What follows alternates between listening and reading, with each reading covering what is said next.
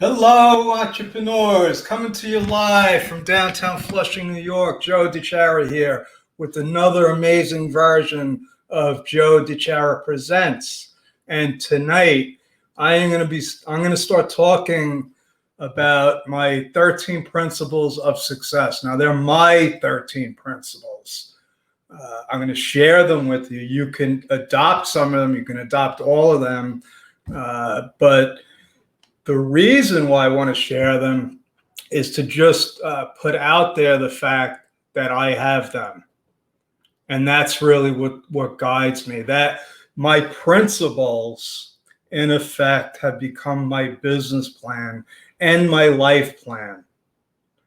And if you don't know me, my name is Joe DiChiara. I am a serial entrepreneur.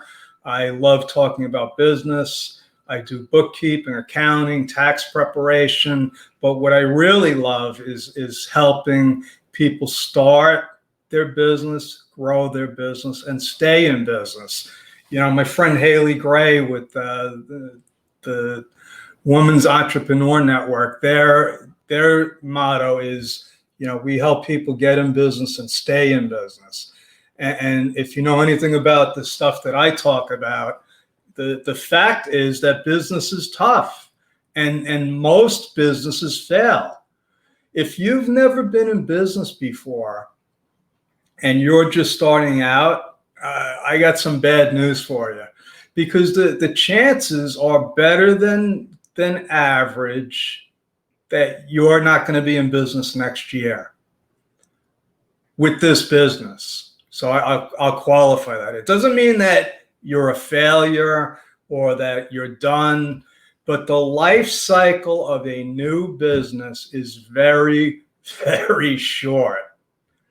And I know this because over the years, not only have I started and failed at probably 25 different businesses, if I had to list them all. And I'm talking about businesses where I put money in and I put some serious time and effort into. And obviously, most of them didn't work because I don't have them anymore. A couple of them, you know, I was able to sell. A couple of them just morphed into something else. But the fact is that when we start a business, the chances are stacked against us. And they didn't teach me this in CPA school. So if you could do me a favor, if you're watching live, give me a hashtag live. And if you're watching the replay, give me a hashtag replay. And I'm still trying to figure out why that is, but there is a good reason for it. And I'm going to ask my friend Haley about why that is, but that's what we do. And yeah, and that is something else that I learned. I find what other people do and are successful at.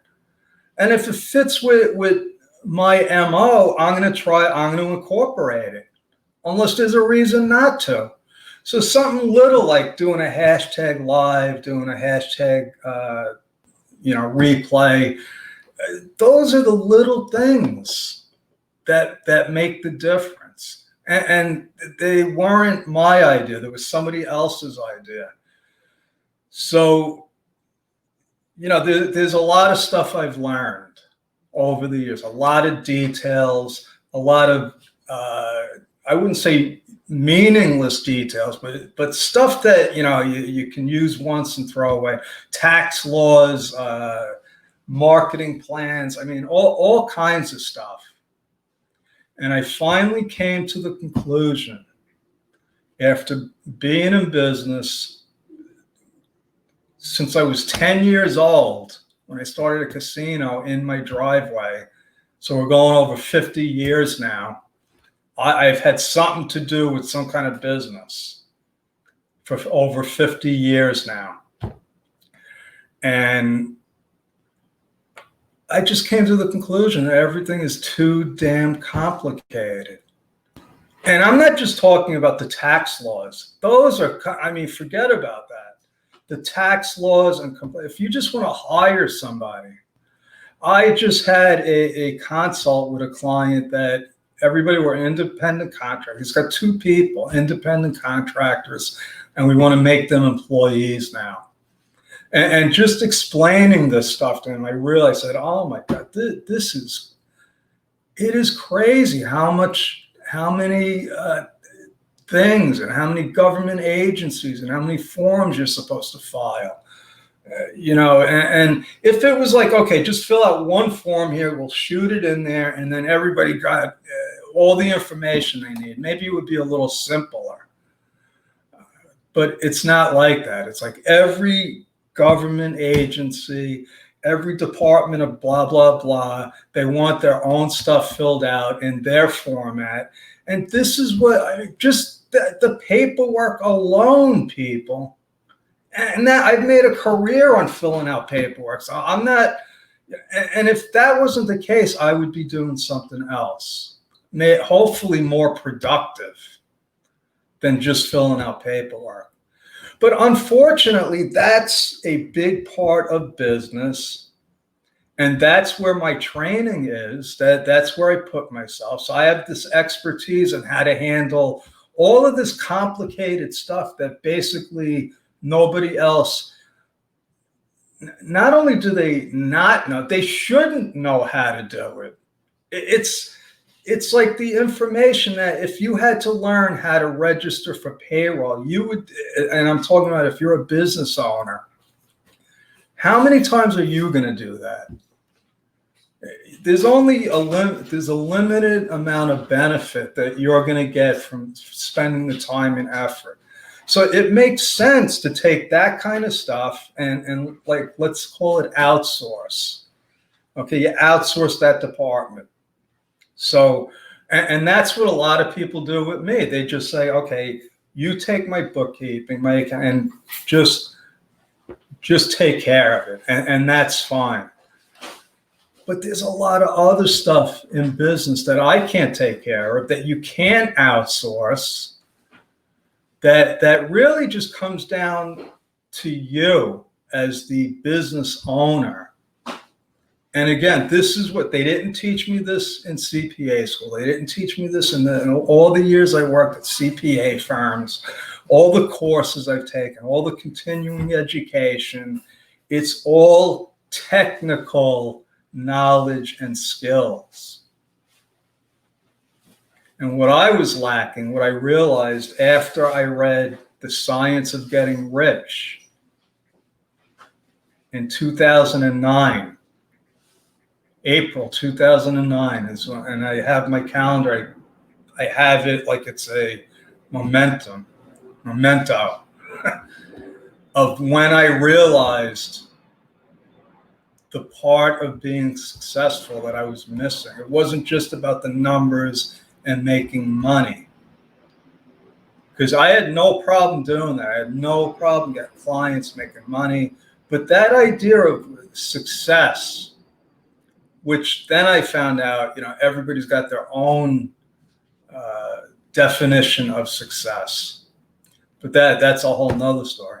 But what that turning point was for me was that there is abundance out there. There is enough business, enough opportunity for everybody to have enough of all of everything they'll ever need. But they're missing something.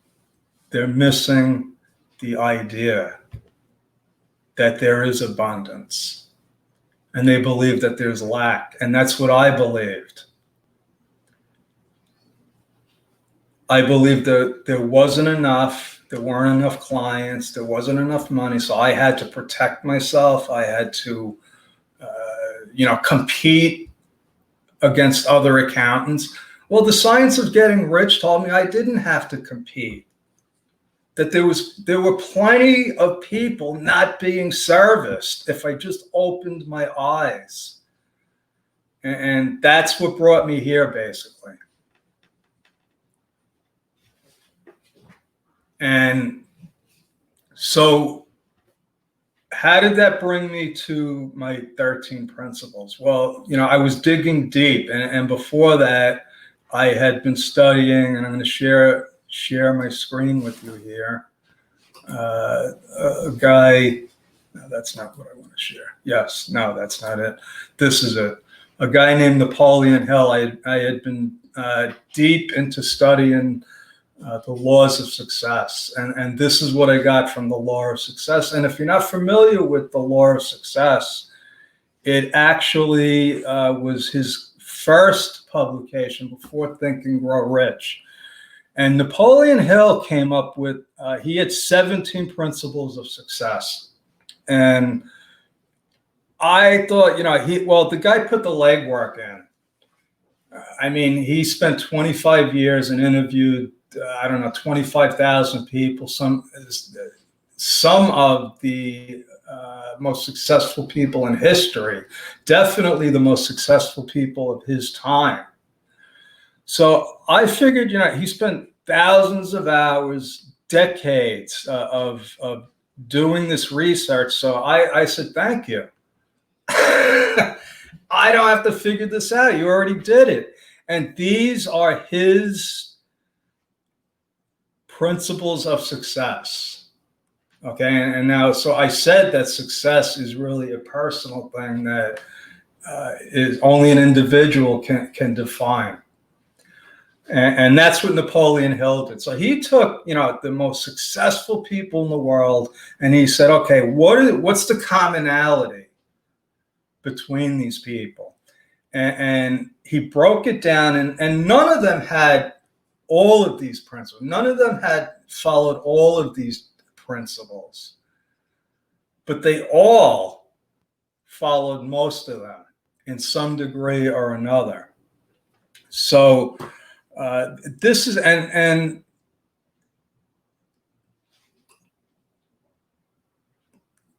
this, this to me is important. Definiteness of purpose, the starting point for all success. And that is what Andrew Carnegie told Napoleon Hill. And that's really, that was my starting point. And that's why I'm a little bit at a loss for words, because I feel it now when I went through this stuff. And that was it. I did not really have my purpose. And that took a whole nother chain of events to figure out what that was. But it wasn't the money. That much I knew, because the money, there was always money. I always made money. I always had clients. The ability to make money wasn't the question. It was, now that I have the money, why don't I feel successful? I got the wife, the house, the kids, I got 3 cars, I got a bank account, I got a growing business. What was missing? And it was that purpose. So he goes down, and, the Mastermind Alliance, a lot of these you'll see in mine, part of my 13 principles, because these worked. These worked for him and the people that he met. And this is a pretty good formula. So self-discipline, enthusiasm, and the point is, we as entrepreneurs, as an accountant, we spend so much time on the details, the compliance stuff, the paperwork, the marketing funnel, the social media, all of the stuff. But when it all comes down to it, if you don't have the foundation, if you don't have the principles, your principles that you follow, none of the knowledge, none of the information, none of the talent is going to be helpful, because at some point,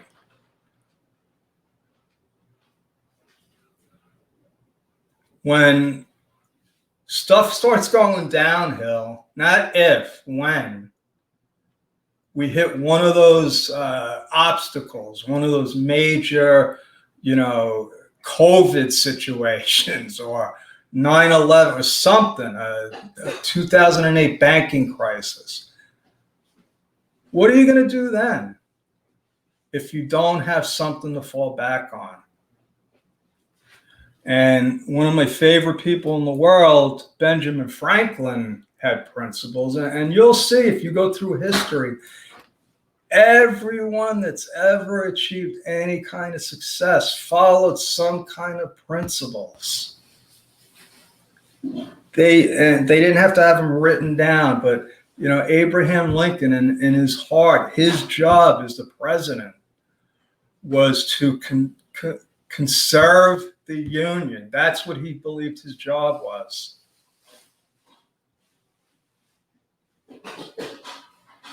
And that slavery was wrong. That's all he needed. He said, it's wrong, and my job is to keep the country together. Those were his principles. And every decision that he made were based on those principles. Benjamin Franklin had principles. He called this his moral perfection project. And he actually had a checklist, which was really, it was funny to me because I have 13 principles. And I'll tell you why he has 13 and why I have 13. But he had a checklist. And the funny thing is that I had created my own checklist so it was very similar. I had my 13 principles, and every week I would follow a principle. And that's what I'm going to start doing now. So this week we're on principle 1. And how did I come up with 13? Because I was doing a podcast and I wanted to have a sequence. And I wanted to have a program that I went through something every week for a quarter. And that was 13. So I did it 4 times. I came up with 13 principles. And at the end of the quarter, we would just do it again. So I had my system. It worked. Now, Benjamin Franklin only had 12. He only had 12. And one of his friends mentioned that he was missing one. Okay, and it was the 13th. It was humility. So Benjamin Franklin added humility as one of his traits, one of his principles that he wanted to embody. He wanted to be humble, like Jesus and Socrates. So that's how he had 13, and I have 13 because I'm an accountant. And accountants do everything in quarters. So I will show you my 13 principles. Let's go over here. These are mine. So I start with purpose, tenacity, because I believe that if you're not tough enough, if you can't stick this out, you don't even bother. Okay, because like I said, business is tough, and it's not going to it'll never get easier. I can make things simple. That's what I found one of my talents to be, is to help people make business simple.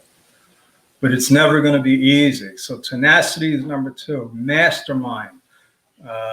If you're in one of my mastermind groups, you know why this is important. Focus. Andrew Carnegie believed that, he said, you put all your eggs in one basket and then guard the basket. I was told, don't put your eggs in one basket, but now this guy is telling me, listen, forget about everything else. Just focus on one thing and be great at that. Discipline, inventory. And these are the principles that I remind myself every day, every week. And I come down to 13 because I said, based on my experience, which is pretty extensive, it's not when the shit hits the fan. It's not if, it's when. It's when it's going to hit the fan. And when that happens, the only thing you have left is faith, really. And so today I am going to talk a little bit about purpose. I'm not going to go into all the details about what it means to me and all of this. But what I would like to invite you to is one of my favorite YouTube people, Simon Sinek, did a video on, it's called Start With Why. And he talks about why people like the Wright brothers were able to make, airplanes fly when the federal government and the richest people in the world couldn't do it. You had two guys that owned a bicycle shop doing it. Yeah, they were in a race with the rest of the world because they wanted it. They saw it as it was the airplane, and nobody could figure it out. Not even the people, the most powerful people in the world with the most resources. Why? Okay. How did Apple Computer, with a product that was more expensive, slower, had less options, and if you're an Apple person, you're not going to like this, but it was just not a better product than Windows. It was different. What Steve Jobs did was he touched the hearts of people. And when you became a Mac person, Mac people are insane. It's like a cult. And so it had nothing to do with the machinery. It had to do with the idea and what Steve Jobs, what his vision was. So watch Simon Sinek, Start With Why. Simon Sinek is huge now. When I watch that, I don't think too many people have heard of him. But now he's being interviewed by guys like Richard Branson. So, the other thing, and I'll just end with this, but I want to talk about purpose, because it's one thing to find your purpose. Okay, it's not easy, because our real purpose, my friend John Limbacher talks about this all the time. He said, ask why. And then when you get an answer, ask, okay, why is that? And then just keep drilling down until you get to the real crux of the matter. Okay? And what you have to understand is that we start learning stuff way before we realize it. We start learning stuff. And this stuff is embedded in what my somebody just called the lizard brain. It's embedded, like it's back here, and it's what drives us, our subconscious. And what I learned was I was driven by things that I had no idea why. I just know that I wanted to do things. I was driven to it. But once I found out why, it made a big difference, a huge difference. So now I'm a business guy. What if your why has nothing to do with business? What if your why has something to do with chasing butterflies? For whatever reason, whatever your purpose is, okay? Whatever your purpose is in today's world, you can monetize it. And I could tell you that because I've seen people teaching knitting online making a fortune. Okay, if you have knowledge and you could turn it into information, and you could turn anything into a business today. So what my purpose is, what I found is to find people that have a purpose and want to monetize it. People that, if you're a teacher, a corporate executive, a doctor, somebody that's been in a career their whole lives, and you're just tired of being on a W-2 and clocking in, and you want to start something on your own. That's what I do. That's what my purpose is. I get joy out of it. I free people from the chains of being an employee, or just give people some freedom and an idea that they can start a business.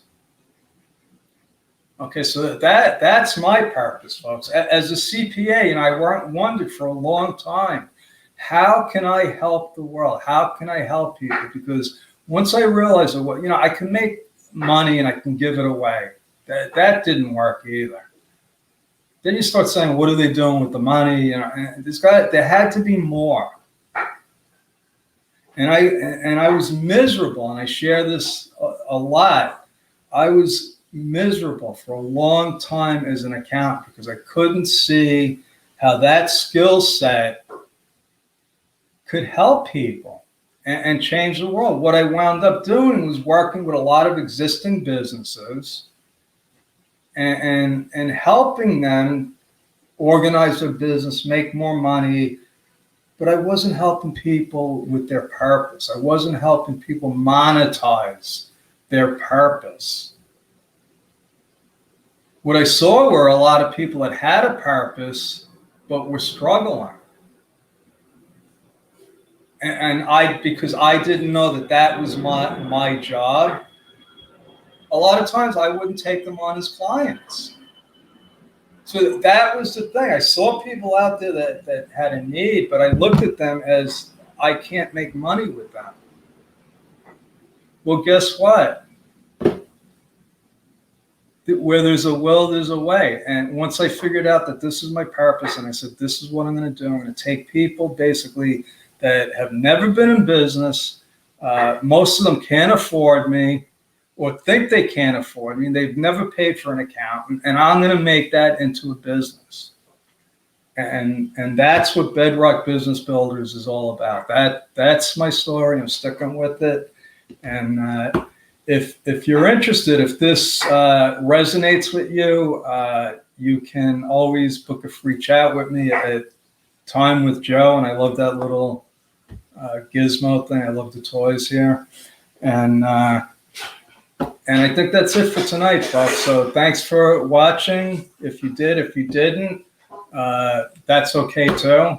So thanks anyway. Maybe you'll come across this some other time. Thanks a lot. God bless. Good night.